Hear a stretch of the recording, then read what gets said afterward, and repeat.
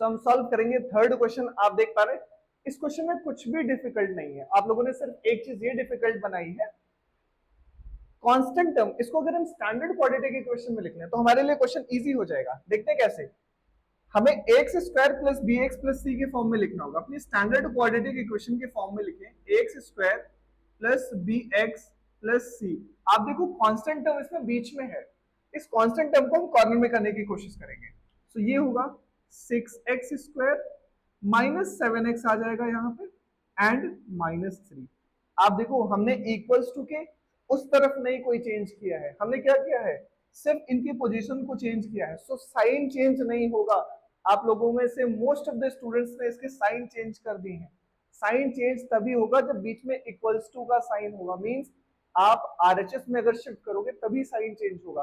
Otherwise मैंने आप देखो कहीं भी साइन को चेंज नहीं किया है। अब ये हमारा पुराना क्वेश्चन बन चुका है जैसे हमने फर्स्ट और सेकंड को किया है। अब इसको हम सॉल्व करने की कोशिश करेंगे, वही हमारा मेथड होगा। उससे पहले हम ए बी और सी की वैल्यू को वेरीफाई कर लेते हैं एक बार। ए की वैल्यू हमारे पास आप देख पा रहे हैं 6 है, बी की वैल्यू अगेन हमारे पास -7 है एंड सी इज -3।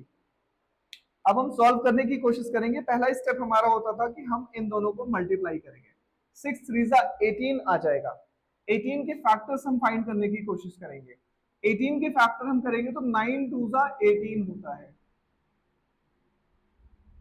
एंड 9 से 2 माइनस करेंगे तो 7 भी आ जाएगा। ठीक है, तो 9 से हमने 2 माइनस कर लिया 7, बट हमें चाहिए माइनस का 7। माइनस का 7 कब आएगा, जब साइन ऑफ ग्रेटर नंबर हम करेंगे। देखो -9 प्लस 2 माइनस प्लस माइनस, तो हमने -7 किया, sign of greater number minus का साइन आया। अब इस वैल्यू को हम यहाँ पे पुट करते हैं और साथ में हमें x रखना पड़ेगा क्योंकि हमारे पास इस वैल्यू में x है। मिडिल टर्म को स्प्लिट करेंगे, फर्स्ट और सेकंड टर्म से कोई चेंज नहीं करनी है हमें। हमने लिखा 6x स्क्वायर, मिडिल टर्म को स्प्लिट किया -9x प्लस 2x -3। आप देख पा रहे हैं इन दोनों टर्म्स में हम कॉमन लेते थे फर्स्ट और सेकंड टर्म में। सो इन दोनों से कॉमन लेंगे और इन दोनों से कॉमन लेंगे। इसको अब थोड़ा और एक्सपैंड करने की कोशिश करेंगे तो हम इसको लिख सकते हैं 6 को 2 3 6 इंटू एक्स, क्योंकि एक्स स्क्वायर है तो मैंने एक्स को 2 बार लिख दिया। 9 को हम लिख सकते हैं 3 into X as it is है हमारे पास, प्लस 2 इंटू एक्स माइनस 3, ये हमारे पास हो जाएगा। आप देख पा रहे हैं इन दोनों टर्म में हमें कॉमन लेना है, इन दोनों टर्म्स में हमें कॉमन लेना है और इन दोनों में। सो आप देख पा रहे हैं 3x कॉमन दिख रहा है, 3x कॉमन दिख रहा है। सो हमने यहाँ पे 3x को कॉमन ले लिया। अब हमारे पास ब्रैकेट में क्या बचेगा, 2x। हमारे पास बच रहा है 2x माइनस 3। ओके, नेक्स्ट यहाँ पे हमारे पास क्या बचेगा, कुछ भी कॉमन नहीं है तो हम 1 को कॉमन लेंगे और हमारे पास 2x माइनस 3। आप देख पा रहे हैं दोनों ब्रैकेट सेम आ रहे हैं, इसका मतलब यह है कि हमारा क्वेश्चन सही चल रहा है। नेक्स्ट हम लेंगे 3x प्लस 1, इन दोनों ब्रैकेट को एक में कर दिया एंड 2x माइनस 3। अब इनको 0 के इक्वल करेंगे, 0 के इक्वल मतलब फर्स्ट वाला टर्म 0 के इक्वल होगा। सो देख लेते हैं 2x minus 3 equals to 0, so 2x equals to 3, ये राइट हैंड साइड पे ट्रांसपोज हो जाएगा। 2 इसके साथ में मल्टीप्लीकेशन के हाथ में है, सो हमने किया x is equals to 3/2, right hand side पे जाएगा तो डिवीजन हो जाएगा।